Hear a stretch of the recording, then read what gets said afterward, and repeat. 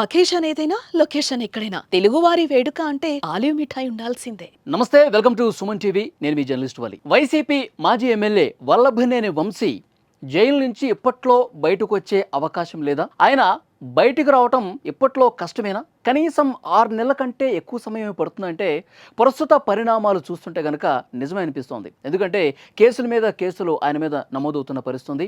Telugu Desam party office మీద, గన్నవరంలో Telugu Desam party office మీద దాడి చేసినటువంటి కేసుకు సంబంధించి ఆయనకి బెయిల్ వచ్చింది. అలాగే ఆ కేసు ఎవరైతే పెట్టారో సత్యవర్ధన్ అనే యువకుడు, దళిత యువకుడు, అతన్ని బెదిరించి ఆ కేసు వాపస్ తీసుకోవాలని చెప్పి అసలు ముందు పెట్టింది ఈ కేసే.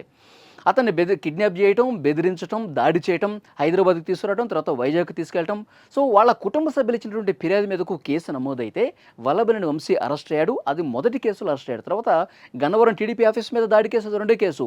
ప్రస్తుతం ఈ 2 కేసుల్లో కూడా వల్లభనేని వంశీకి బెయిల్ వచ్చింది. కానీ ఆయన బయటకు రాలేదు. ఎందుకంటే కొత్త కేసులు నమోదవుతున్నాయి. ఇప్పుడు తాజాగా 14 రోజుల రిమాండ్ ఇంకో కేసులో విధించారు. ఆ కేసు ఏంటంటే, గన్నవరం నియోజకవర్గంలో 2019వ సంవత్సరంలో తను అధికారంలోకి రావడం కోసం, అంటే మళ్ళీ ఎమ్మెల్యేగా గెలవటం కోసం వల్లభనేని వంశీ నకిలీ ఇళ్ల పట్టాలు రూపొందించి పేదలకు పంచిపెట్టారు. సో పేదలందరూ కూడా ఇవి నకిలీవి ఇచ్చాడు వల్లభనేని వంశీ అని చెప్పి అప్పట్లోనే కేసు పెట్టారు. అప్పుడు ఆయన వైసీపీతో కాంటాక్ట్ అవడం వల్ల, వైసీపీలో ఆయన అనధికారికంగా జాయిన్ కావడం వల్ల ఆ కేసు నీరు గారిపోయినటువంటి పరిస్థితి వచ్చింది. ఇప్పుడు ఈ కేసు మళ్ళీ తెర మీదకు వచ్చింది.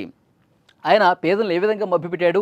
తహసీల్దారు సంతకాన్ని ఫోర్జరీ చేయడం, అక్కడ ఆ తహసీల్దార్ కార్యాలయానికి సంబంధించిన స్టాంపులను కూడా ఫోర్జరీ చేసి పేదలకు నకిలీ పట్టాలు ఇచ్చినటువంటి పరిస్థితుంది. ఆధారాలు కూడా జడ్జి నిజమని నమ్మారు. ఆధారాలు కూడా చాలా కరెక్ట్గా ఉండటంతో 14 రోజుల రిమాండ్కు పంపించినటువంటి పరిస్థితుంది. మరి ఆయన బయటికి రావాలంటే ఈ కేసులో కూడా ఆయనకి బెయిల్ రావాల్సి ఉంది. ఇంకా కొన్ని కొత్త కేసులు ఉన్నాయి.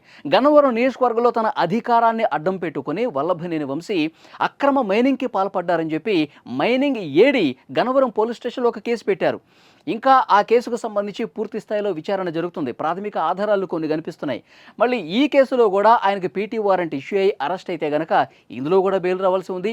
దీంతోపాటు ఒక మహిళా లాయర్ని, ఆ లాయర్కి సంబంధించిన భూమిని కూడా కబ్జా చేశాడని ఒక కేసు ఉంది.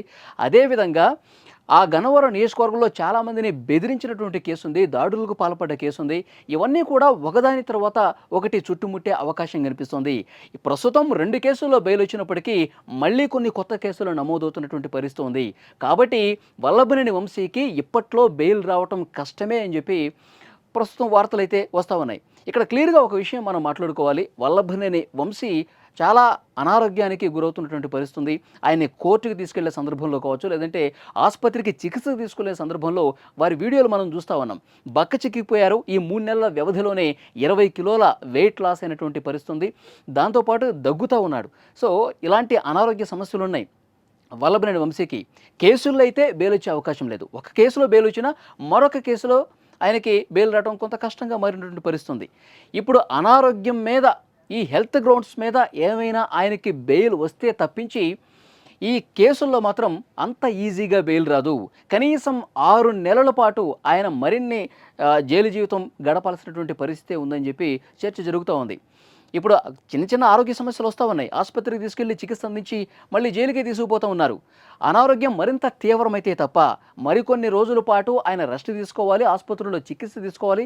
సో ఇలాంటి పరిస్థితి, తీవ్రమైన అనారోగ్య సమస్య వస్తే తప్ప ఆయనకి ఆ హెల్త్ గ్రౌండ్స్ మీద బెయిల్ వస్తుందే తప్పించి ఈ కేసుల్లో బెయిల్ వచ్చే పరిస్థితి లేదు అని చెప్పి చాలా క్లియర్గా అర్థమవుతున్నటువంటి సిచ్యువేషన్ కనిపిస్తుంది. ఇప్పటికే ప్రతిపక్షం వైఎస్ఆర్ కాంగ్రెస్ పార్టీ నాయకులు విమర్శలు చేస్తూ ఉన్నారు.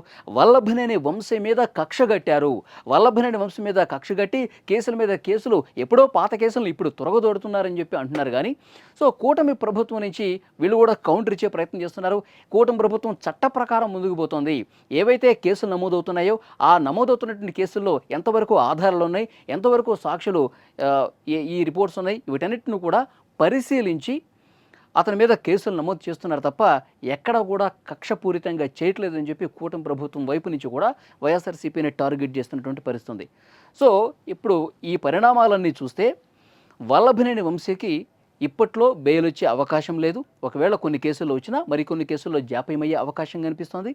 దాదాపు 1 సంవత్సరం వరకు, 6 నెలలు లేదంటే సంవత్సరం తర్వాత ఆయన బయటకు వచ్చే అవకాశం ఉంది.